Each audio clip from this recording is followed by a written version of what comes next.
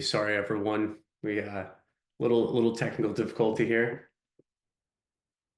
For anyone in the webinar, if you have any questions, please let us know. I've started a poll. Let me make sure I start that one more time. All right. So it looks like we want to see all development tools in one place and access to resources at the click of a button. No ticket involved. So sorry about that, everyone. We've just a little bit of technical difficulty. So we'll get started. Let me make sure I'm sharing my screen. I'm Aidan O'Connor. Please ask questions throughout using the Q&A portion.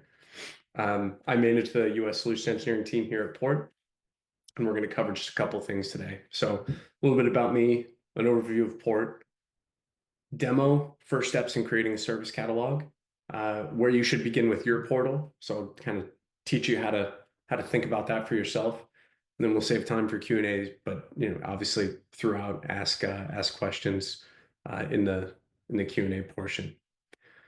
So a little bit about me. Used to be a consultant for about 5 years, and then a few years ago turned SE. A little bit of a security background. I used to work at Sneak. In my free time, not much of it these days. I'm a data science hobbyist, I'd say.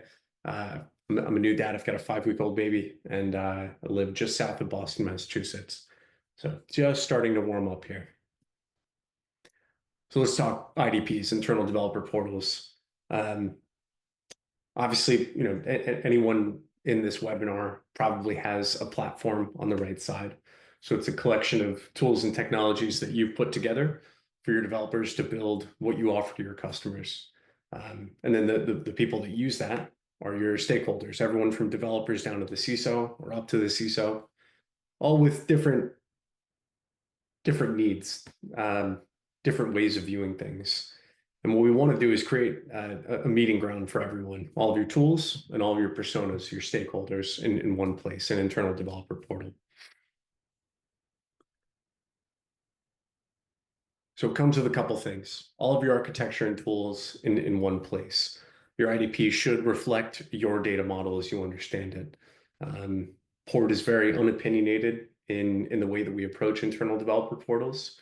You should have a platform that makes sense to you, that is built in your engineering organization's DNA to reflect that. It should have different views for all of your stakeholders. So it is an internal developer portal, but there are more people than that who have curiosity, who have interest, who have needs. And then we have unique workflows that you should bring to these different people. So whether you're a developer wanting to bring a feature to production, or an infrastructure, a DevOps or a DevSecOps team that wants people to get access to cloud resources easier, maybe an SRE who wants to respond to incidents a lot better, lower your MTTR, maybe start fully measuring MTTR, and maybe not just things like mean time to mitigate, but the full incident management process. And then from a leadership perspective, track productivity and align developers with standards that make sense to you. So again, your internal developer portal should include all of these things. And we'll talk later about kind of what you build first. What you're going to see today is an example of just getting started, but then also a very mature example of Port. So I don't want you to get overwhelmed. It's meant to be kind of maybe a couple of years down the line of what you can build. Port has 4 customization pillars and a couple underlying pieces. So we have the software catalog, and we don't say service catalog necessarily. There's software. It's everything that should be included in your software catalog. So again, going back to those personas, it might be your microservices and your monoliths, but it might also be cloud resources and vulnerabilities and incidents. So everything in one place, your software catalog. Scorecards. For better or worse, we don't have a standard for what it means to be production ready. And the reason we don't is because we've talked to enough people that we realize that that means many different things to many different people. So you have the option, the flexibility to be able to build the standards in Port that you'd like to pursue. Self-service. We want to make sure that your developers can get access to the things that they need without the use of a ticket at the click of a button, but it should be custom to you. This is not something that we've predefined for you. It's completely customizable to you. And then finally, workflow automations. There are going to be some things that you want to take the human out of the loop for. So think about things like ephemeral environments, and it's the reason I asked about this in the poll. There's some things where you might want to remove the human. Things should happen automatically. When you have an incident, automatically be able to create a Slack or Teams channel, add the right people in the right context to it. And the two underlying pieces are role-based access control. So who can read, who can view, but then who can also execute actions and approve them. We want to make sure that it's very granular and takes everything about a role or a person into account. And then dashboards, being able to view all of this from different levels. We want to cater to everyone in that persona's view, make custom dashboards for the things that they care about. And again, we don't have a predefined concept of what a CISO might want to see. We have plenty of examples of that. We know every CISO is different. Every team lead, every VP of engineering is different. They're going to want to see different things. And with Port, everything in one place, they can view that kind of thing. So we're going to get into a live demo now. I'm going to start with our new onboarding experience. I'm going to pause. We have a question though. So the question is, so the biggest difference between self-service actions and workflow automations, excuse me, is that self-service actions are triggered by a human, whereas workflow automations are triggered by other events, no human interaction. I would say that yes, that's the main difference. So self-service actions, it's someone voluntarily going to click, get access to the thing they need, create the thing they need. Workflow automations, or automations for short, is if there's a change in your catalog, if there's a new entity created, let's say that entity is an incident, for example, then something should happen, or a property within an entity changes. Let's say you have a workload that's exceeded 80% of its allotted memory. Do you really want a human to have to go click a button to do something with that? Or would you like to automatically do something with it? So that's the difference, I would say. Thank you for that question. So if you go now today and you sign up for Port, you're going to answer a couple of questions at the beginning. So this is going to look the same for anybody who's logged into Port before, created an account.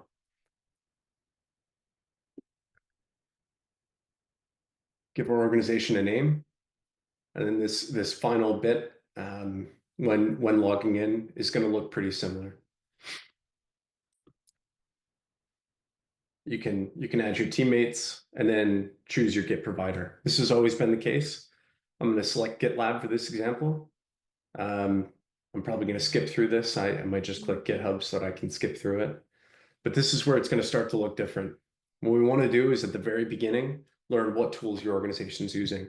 So let's say I'm using GitHub, got Jira for project management, Snyk for security scanning, PagerDuty for incident management, SonarQube for some quality results, and then I've got resources in GCP. I'm going to select all those things. And Port's not going to ask you to do anything with that right now. What we're going to do is create a checklist so you can come back to. You're going to click Get Started, and we're going to set up a portal for you. So for anyone, again, who's signed up for Port before, you've had a homepage with some example information.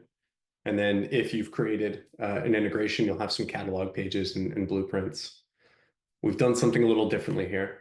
So when you create your portal, it's just taking a minute to set this up, create some pages that are already prepared for you. We're going to walk you through all the steps to create your own service catalog. And I'm going to do some of that today. I'm not going to go super in depth. You can see you've already got catalog pages that are nicely organized. So services, workloads, environments, and then I'll get to that later. Users and teams, you can connect SSO, you can establish a new team, a nice plan my day view, a little bit of a higher level, the leadership view, an incidents view, that kind of thing. So it's going to be reactive based on the tools you've selected. And then again, on the far right side, let's say you want to start connecting to Snyk. You have a couple options. You could have Port host that integration, where you put your API token for Snyk in, or you can go host it yourself if you're a little bit more security conscious. That's going to be the push model that we started with. So you'll just follow those instructions on the right side, and then we're going to start actually building some things. If I go to self-service, I can register something. I can start owning services. I could say, for this example team, we're going to select from the list of available services. Obviously, I've got to start ingesting some data in here, but then we've got some out-of-the-box self-service actions. Things like ignoring a sneak issue.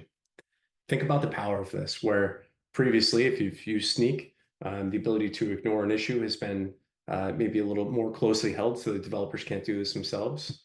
What you're able to do with Port, select the vulnerability, give a reason type, and this can be approved, can be declined, that kind of thing. But this interacts directly with the Sneak API, and I'll give you an example of that. If you go to the back end, we actually just go and place an API request to the Sneak API, and we send this information to them. So we're doing the same thing with PagerDuty, with acknowledging and triggering an incident. And again, based on what you select in that initial view, these are going to work out of the box. We have another question. Do the self-service action examples match the tools that you selected in the initial setup? Yep. So that's what I was just saying.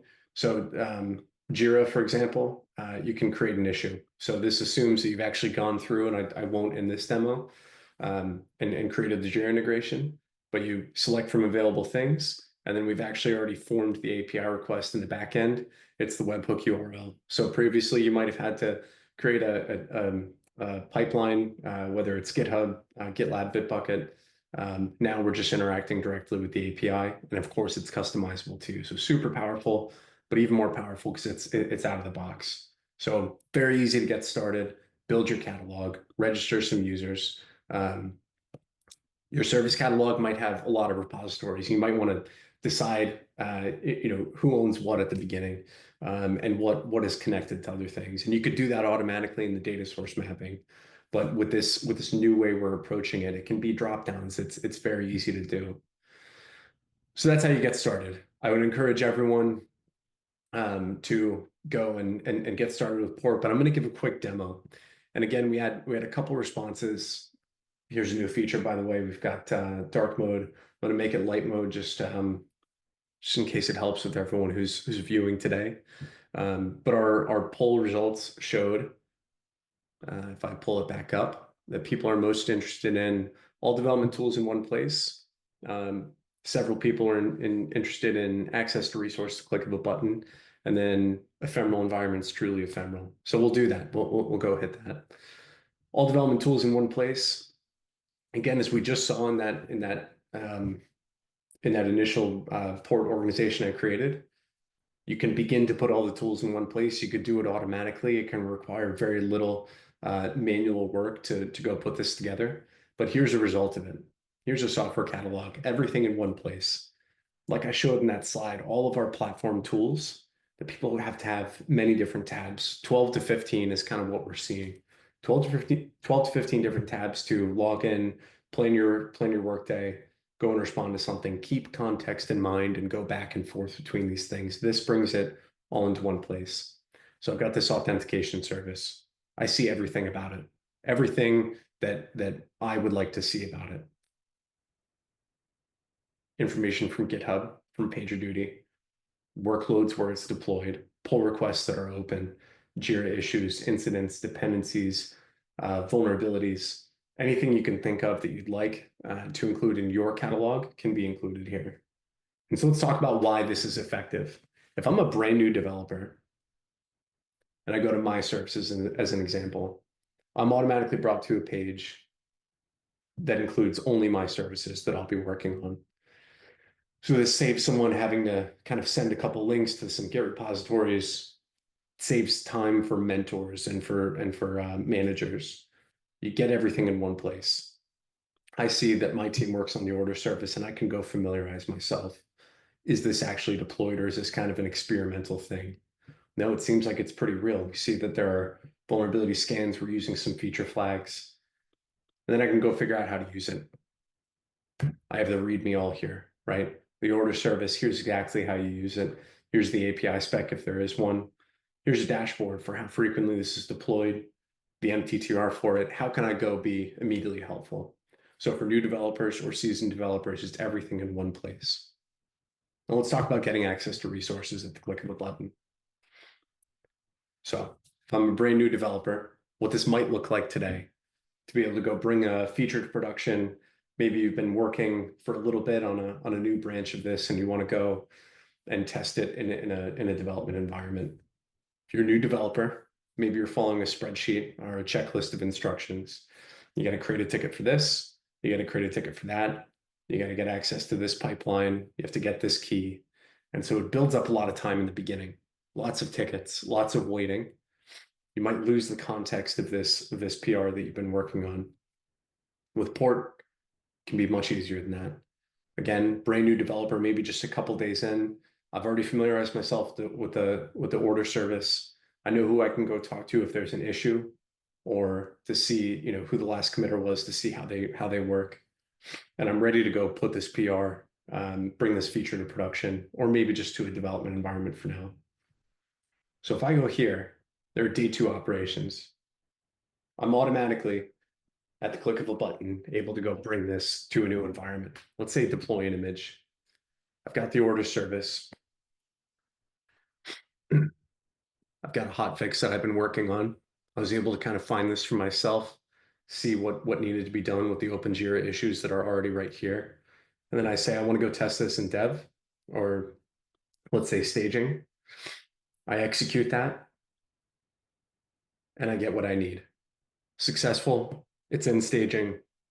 I'm getting a little bit of feedback on what's happening. That's immediate access to resources. That's probably several tickets, some approvals, and before all of that, reviewing a lot of instructions.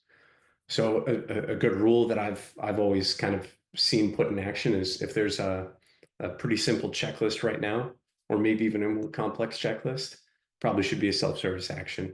So we build towards that. Now let's talk about resources. Let's say maybe I'm a week or 2 in, and I've been working on something for the pricing service. I'm already pretty up to speed. I know how to go deploy this into an environment. But I found the pricing service, I need an S3 bucket. Maybe I need to do some currency conversion, need a little bit of data in a bucket to go test that. What I could do is go open a ticket, wait around for somebody to address it. That's, again, painful. Instead, what I can do is I can just open a PR here. Let's say, for the sake of example here, it's in the same repo, the infrastructure as code and the source code. If it isn't, totally fine. You could do that as well. But we'll say, I want to create this new bucket, and I want it to be set to private. What you can do, role-based access control, is have this go for approval if the developer selects public. But if they want private, automatically opens a PR. Someone else can go review it. You can also just send this right into a deployment pipeline. Looks like I've misentered something. I might have written the wrong name for the bucket. But this is an example of what you can do. Get immediate access to resources. So let's go a couple days later. Let's say I've gone, I wanted to test a larger feature with a couple other things.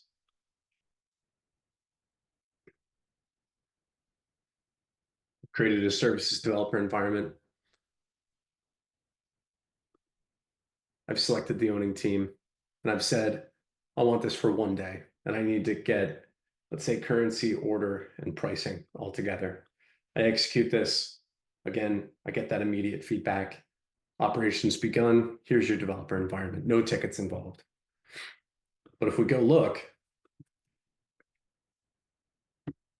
at the developer environments, at the end of that time, when I've set that time to live to expire, whose responsibility is it to go and shut that down? Is it the developer? Is it DevSecOps? Is it infrastructure? Is it my manager? What we can do with Port Automations is set this timer property, or any property, to go make something happen. So in our automations page, we have several examples.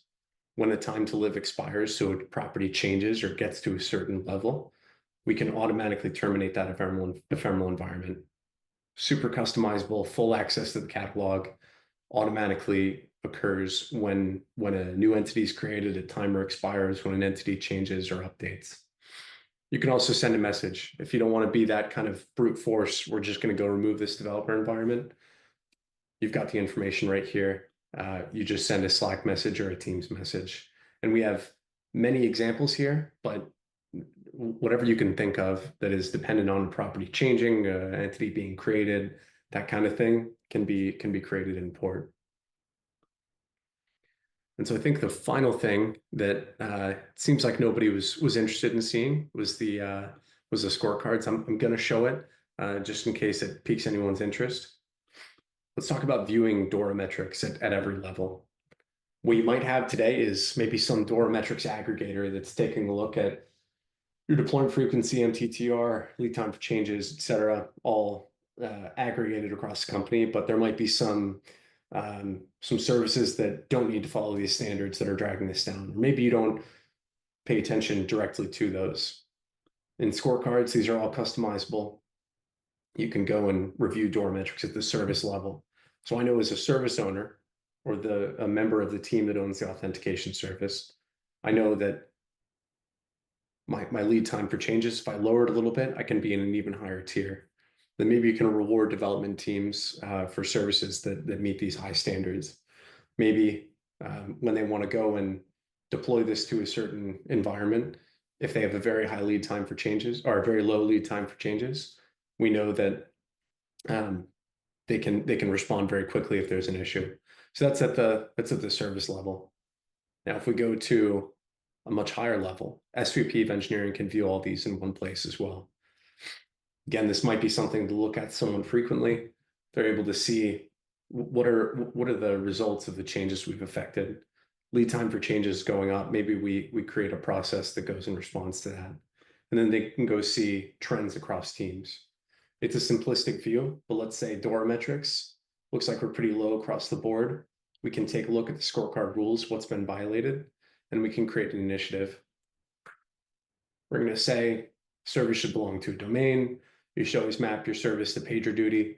Maybe you've found that MTTR is very long because not all services have a PagerDuty service aligned to it.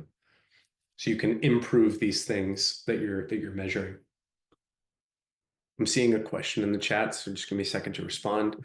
Are the backends for self-service actions typically GitHub Actions workflows? Is there a preferred backend configuration for those? No, there's no typical. It's whatever works for you. So there's many options.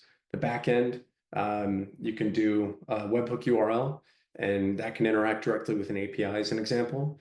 Any major pipeline. We can also write to a Kafka topic. So for really security conscious customers, we create a Kafka topic that is dedicated to their port organization. So we post a message, we produce a message for that queue. They consume it with an execution agent on their side, and they can run some internal script. Port doesn't need access to any firewall, doesn't need to be let into any firewall, and you can still run these actions as you see fit. So that's the advantage of using these backends. I can't remember the second part of the question, but I think I may have answered it, but let me know if I didn't. I think the final thing to show, this is a relatively new within our public demo environment. Again, we're looking at DORA metrics, but maybe we've invested in some tools that we think might be helping to tweak those DORA metrics, like AI coding assistants. Got GitHub Copilot, got 500 engineers using it. Seems like it's going pretty well. They're enjoying it, but there's no objective metrics. So what you can do is actually just ingest that data directly from the GitHub API. You can look at the total active users, your MTTR, deployment frequency, all in one view. And you can look at code completions. So for all the good things that people are saying about it, are they actually accepting these code completions that GitHub Copilot is offering? And then is our quality, is our bug density improving over time? And are our DORA metrics improving over time and vulnerabilities? And then if there's some calculation you'd like to see of how much time savings based on maybe previous amount of time to develop a new feature and current amount of time now using GitHub Copilot, you can bring that into Port.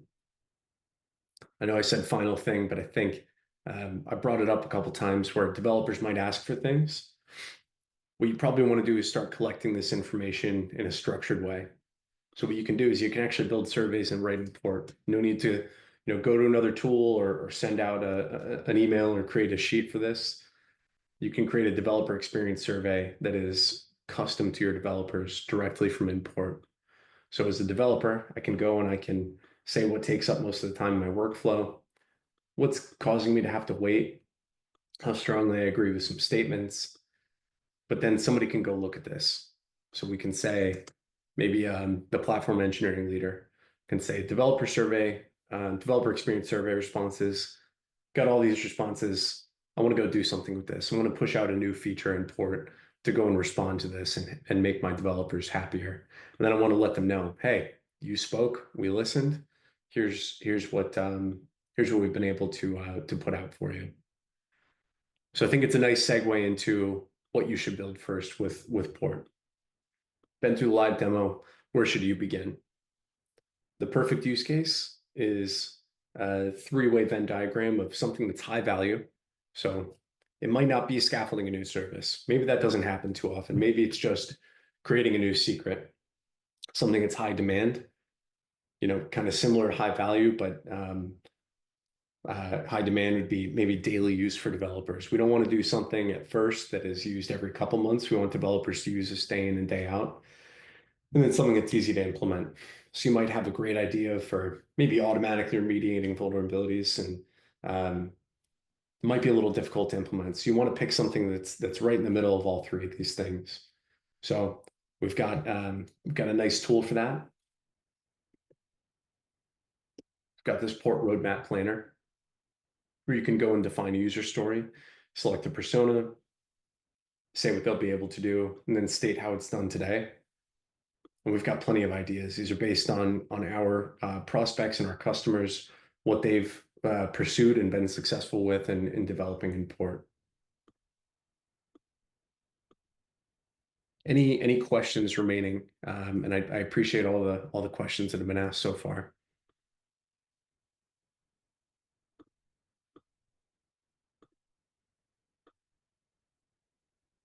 Okay. None heard.